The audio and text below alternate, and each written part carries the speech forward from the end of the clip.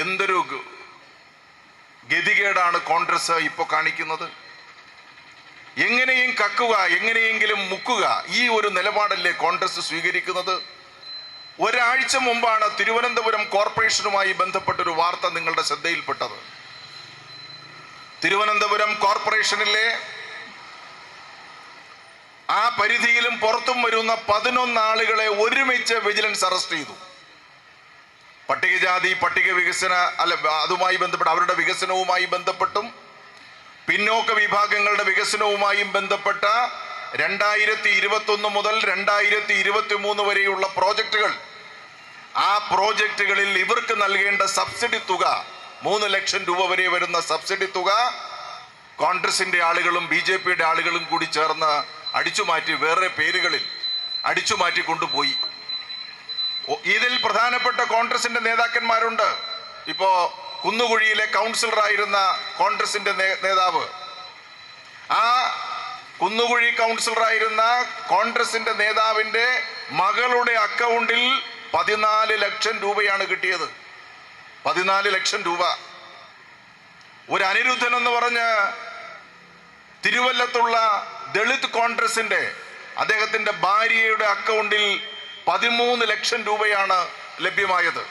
എന്ന് പറഞ്ഞാൽ എവിടെല്ലാം അഴിമതി നടത്താമോ, എങ്ങനെയെല്ലാം അഴിമതി നടത്താമോ അത് അവർ കൃത്യമായിട്ട് നടത്തിക്കൊണ്ടിരിക്കുന്നു എന്നുള്ളത് നമ്മൾ മനസ്സിലാക്കണം.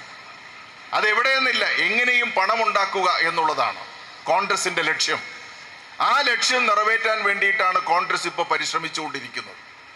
അതിനനുസരിച്ച് കോൺഗ്രസ് നമ്മുടെ സംസ്ഥാനത്ത് വല്ലാത്തൊരു സാഹചര്യത്തെ നേരിടുകയാണ്. കോൺഗ്രസ് അനുഭവിക്കാൻ പോകുന്ന ദുരിതം, പ്രയാസം. ശ്രീ പാലോട് രവി ഒരു കോൺഗ്രസ് പ്രവർത്തകനോട് തന്നെ ഫോണിൽ സംസാരിക്കുന്നത് നമ്മൾ കേട്ടു. BJP നമ്മുടെ എല്ലാവരെയും കൊണ്ടുപോകും, നമ്മൾ ഇല്ലാതാകും, 10-60 സീറ്റിൽ അവർ വല്ലാത്ത പ്രവർത്തനം നടത്തുകയാണ്, കോൺഗ്രസ് ഇല്ലാതാകുന്ന സാഹചര്യം വരും, ഇടതുപക്ഷം വീണ്ടും വരും, ഇങ്ങനെയെല്ലാം പറയാൻ ഒരു പാർട്ടിയുടെ ജില്ലാ പ്രസിഡന്റിനായത് എന്താണ് കാര്യമെന്നതിനെ സംബന്ധിച്ച് നമ്മൾ പരിശോധിക്കണം. അപ്പൊ ഇതാണ് കോൺഗ്രസിന്റെ അവസ്ഥ എന്ന് പറയുന്നത്. ഇവിടെ വളരെ മാന്യനായിട്ടുള്ള ഒരു മനുഷ്യൻ, അദ്ദേഹത്തിന്റെ ജീവിതത്തിൽ സ്വരൂപിക്കാൻ കഴിയുന്ന, അത് വസ്തുവിറ്റാണെങ്കിലും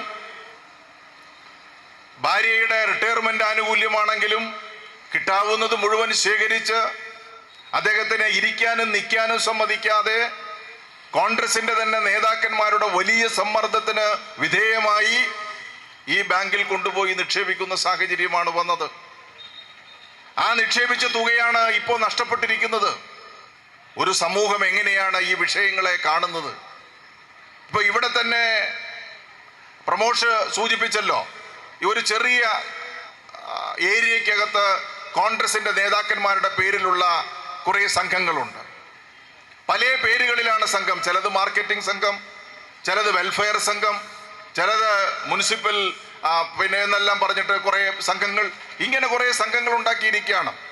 ഈ സംഘങ്ങളിലെല്ലാം പാവപ്പെട്ടവന്റെ പൈസ പിടിച്ചു വാങ്ങിയിട്ട് അത് സ്വന്തം കാര്യങ്ങൾക്ക് ഉപയോഗപ്പെടുന്ന രീതിയാണ് അനുവർത്തിച്ചു വരുന്നത്.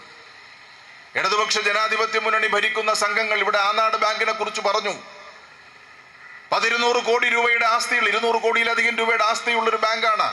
കൃത്യമായിട്ടുള്ള കൺട്രോള്, കൃത്യമായിട്ടുള്ള പരിശോധന, കൃത്യമായിട്ടുള്ള ഇടപെടൽ ഇടതുപക്ഷ മുന്നണിക്ക് സാധ്യമാണ്.